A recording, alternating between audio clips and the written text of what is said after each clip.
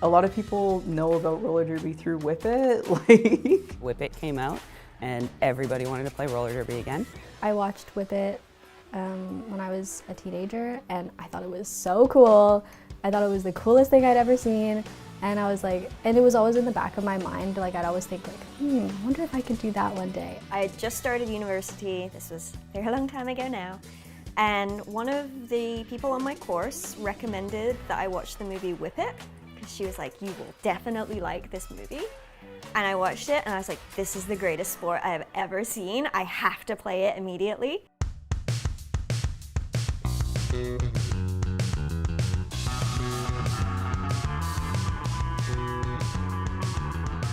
So like we had been kind of, bumbling along, figuring things out, learning the sport. And then in 2011, that's when Whip It came out. And that's when it came back into like the public view. And that's really when Terminal City really hit its height. We had 2,000 fans come and watch a game, and we had sponsors, and it was it was a really cool thing to be a part of. In the height of it, we were operating on a budget of a couple of $100,000. Because we would have like 6 or 8 games a year that would make 25 grand, right? It was busy and there was lots of people. So like we were a league of about 150 people at that time. So it was amazing and beautiful to be a part of that, right? Like skating at Kerrisdale, a sellout audience of like 2,500 people with a video screen doing instant replays after. It's amazing, right? Like I'm so lucky that I got to play when roller derby was like that here in town. 2011 was also the year of the first Roller Derby World Cup. Was very fortunate to get selected to play for Team Canada Roller Derby, which was pretty cool, seeing as I had never been on a team sport in my life before. I was not an athletic kid at school, and I really sucked at other team sports. To suddenly be on like this national team was kind of insane. When I started in roller derby, we would, it was halftime, we'd go outside to the parking lot and have tequila shots, like, and then the other half of the group would like take smoke breaks. Like, that was roller derby, right? When I first started, and very much like it was that kind of space. Yeah, I mean, the World Cup was just this crazy, it changed a lot of things, I think, for a lot of people in the sport, because it brought together the competitive people and the people that really saw that this could be an athletic sport, and what would this sport look like if you trained like an athlete for it.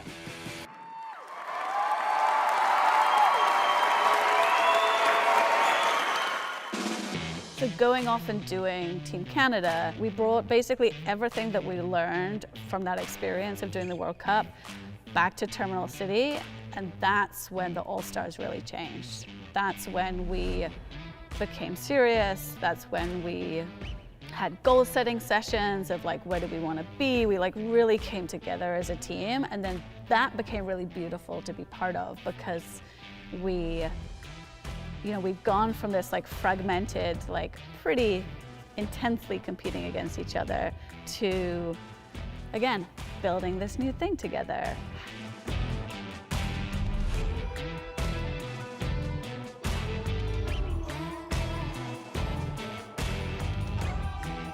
We had a phrase for our goals, which was strive for 25.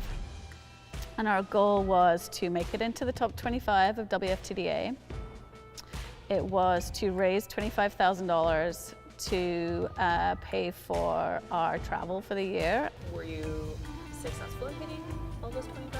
I'm pretty sure we didn't hit it the first year. It was definitely a lofty goal. I think at that point we were in like the 80s or something like that of WFTDA.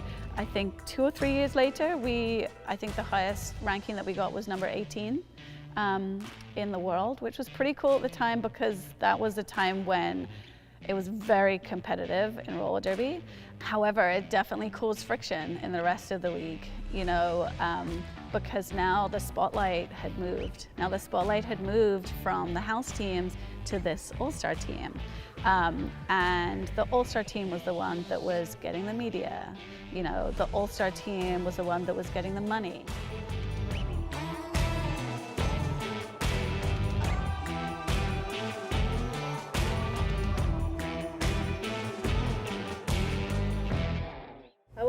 you about the state of the league kind of before COVID, or like I guess what you would call the downfall of the TCRD? Yeah. Why it fizzled, or why there was a bit of a downturn is a tough one, right? Like, it is, I feel like it was, like the fall of Rome. You can't pick any particular thing that made it happen, but quite a few small things probably made it happen.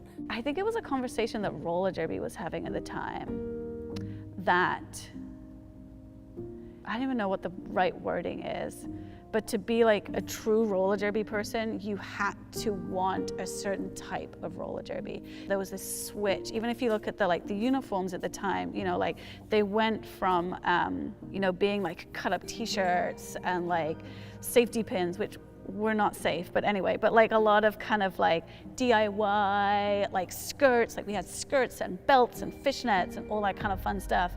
And it started changing very much into the more athletic wear. And I think what was sad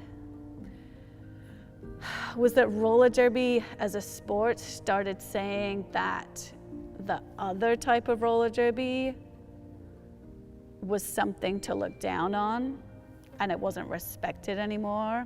And that in order to be someone that played roller derby, you had to start looking a certain way and acting a certain way. I understand that at some point we decided we hated people asking if we were out there just clotheslining people. And we wanted roller derby to be seen as an authentic sport, but I think we leaned too far that way. I think that it's great that we have uniforms now instead of tutus and fishnets, but at the same time, I think we did lose something. There was no place anymore for recreational roller derby. There were attendance requirements. There was this idea that like you're in the house teams, but you're just there to train up to be in the all-stars. And when we start separating it out and putting like, this is better and this is worse, that's when the sport and the community crumbles. And this is what happened in roller derby in general, is the pyramid started losing its bottom layer. And so what we were left with as a sport was we had this intense focus on the like upper athletes, but they didn't realize that the only reason they could end up here is because they had this huge base of like community and recreational play. And I think that changed the sport, it changed roller derby, it changed the community, it changed the culture, it changed Terminal City in a way that honestly, I feel like set us up to eventually fail and to eventually die. Skaters were realizing how much it took to put on what we were doing, and that maybe it was too much for their lives. And I think a lot of skaters realized that all at once, unfortunately. We had one really busy year where we hosted a playoff tournament for the WFTDA. So that is sort of the biggest tournament you can host in roller derby. We hosted here at the Richmond Oval. Amazing, and it was amazing to be able to watch our local skaters play and like go out and be a part of that. But also that all-star team took that as an opportunity to retire, essentially. Like, they played their biggest game in front of a home audience, in front of their home league. They came within 1 point of beating Philly, like probably one of the best games that they ever played. And like literally 2 weeks later, about 15 of those 20 skaters retired and did not ever return to skating. But then we don't have any high-level skaters sticking around to coach the next generation. And I think a lot of roller derby leagues have struggled with exactly this. And I think if you look at statistics, probably a roller derby career on average lasts 5 years, and most of those 5-year careers do not include training folks below them. But it is something that was kind of a blind spot for a long time. And so I feel like for Terminal City, I think that was our downfall, is that our all-stars left and we didn't have the next all-star team ready to take their place. And then just the flow-on effect from that as it came down. We had made the sport too difficult to be part of. We had started turning people away from the sport. You know, when we started asking people to do, skills testing, to get into the sport, but we didn't provide the programs to get them to those skills. From a grassroots sports, it had become elitist, it had become difficult to be part of, it had become difficult to even compete in because of the, how many officials you had to have. The rule books changed, the rule sets changed every year. So like you'd figure something out one year, then you had to adjust it the next year. Like it was the sport itself, the structures was not helping it grow, and it was actually making it contract. But the Bad Raps still had 18 players. So the Bad Raps had a team culture where none of us ever wanted to quit. So we quite often ended up having the most veteran skaters on our team. So even after that All-Star team left, we still were the team that had the most strongly skilled skaters on it. None of them wanted to play All-Star. We still just wanted to play together. And I think the other house teams really feel like we killed the league because we didn't want to split ourselves up. So I think there was some hard feelings against the Bad Raps, but I think the Bad Raps are still the only skaters that you see left around training Terminal City. We were the ones that actually loved roller derby, is the way that I felt about it anyways. Because we would have done anything to keep playing it together. The challenge is, that I find, is to separate that personal passion from the sport itself. And I think what's challenging is that the people that are most passionate about it sometimes come at it from their own place of wounds and own needs for healing. I would say this for myself, absolutely. Then we put our needs and healing at the center of then what we try and do within the sport. So I feel like roller derby is the sport where we're all kind of wounded and trying to heal together. I think for roller derby to flourish, it needs strong leaders, but strong leaders that have done the work on themselves first. But that stuff ain't easy.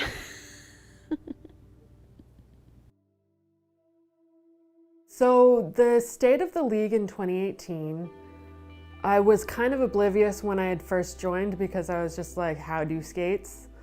And as I was learning to skate, I learned more about roller derby and more about the league. And people were just sort of dropping off as I was going, like people would just not come to practice the next practice. I joined Terminal City in 2019. The league was small. At practices, there were maybe 10 folks showing up at that time. So I think Terminal City had a handful of refs and 3 skaters left in 2020. During COVID, COVID pretty much annihilated roller derby across North America. I would say anyone that had been playing for more than 5 years, hit their expiry date and checked out. But yeah, for the league, that was kind of a death knell almost, because we couldn't meet up. People were already like deciding whether or not they wanted to continue playing, and this was sort of like an omen, I guess, that was like, nah, I can just go on and do other things with my life. And so during that 2 years, just that last squad of skaters that were still hanging on there in 2020 disappeared, basically. I know that at the time I was worried that roller derby itself, like even the WFTDA, might not survive. So yeah, I think it was absolutely in my mind that I might not be playing roller derby again. Like my first meeting was on Zoom. I didn't meet in person until like in the spring when vaccinations started happening, so spring 2021, and we were like, let's go meet in person, and we skated outside, but it wasn't even derby, it was just like meeting to skate. And even prior to the pandemic, they had been considering actually merging with another local league called Greater Vancouver Roller Derby Association, or GVRDA for short. And so we had actually been in talks about this sort of merger before the pandemic struck. And practicing with them for that period of time did allow us to actually continue the league. So that was great. And then the league voted to not actually go through with the merger. I was one of the no votes on the merger.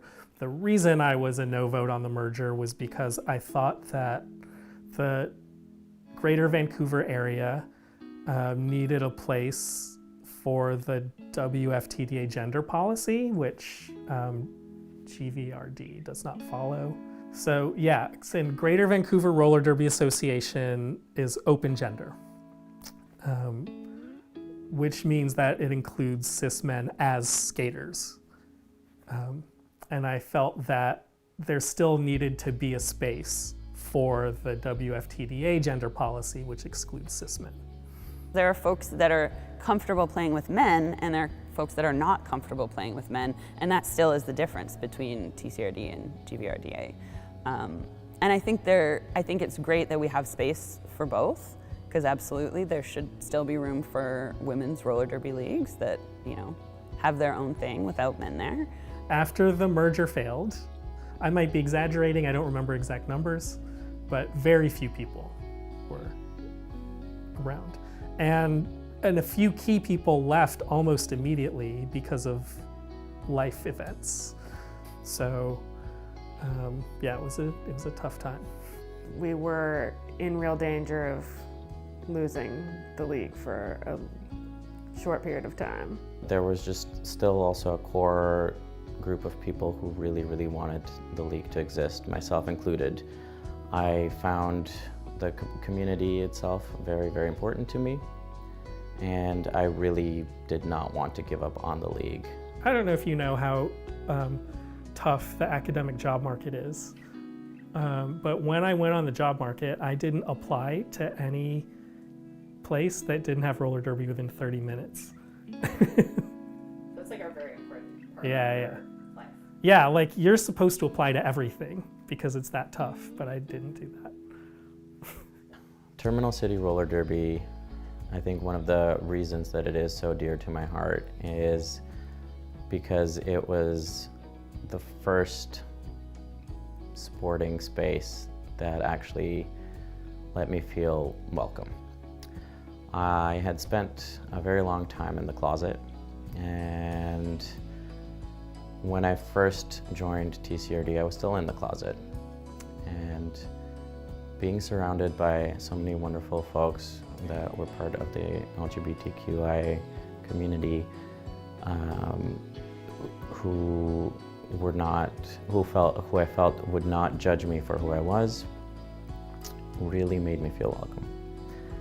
And I think one of the main reasons that I was able to come out in 2020 actually, so only 4 years ago, was because I got to spend so much time with so many wonderful folks around me.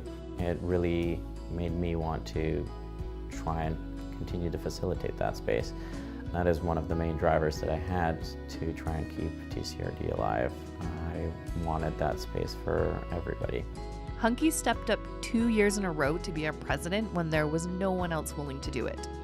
He put his blood, sweat, and tears into making sure this league could continue, even when it seemed unlikely that the league would survive. After the merger trial, TCRD was left in a very precarious position.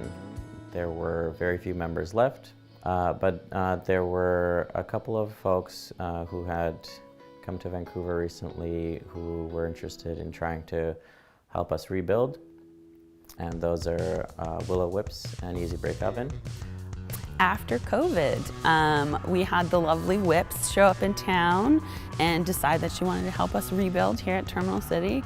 Things started turning around because Whips made a plan, which was something we hadn't done.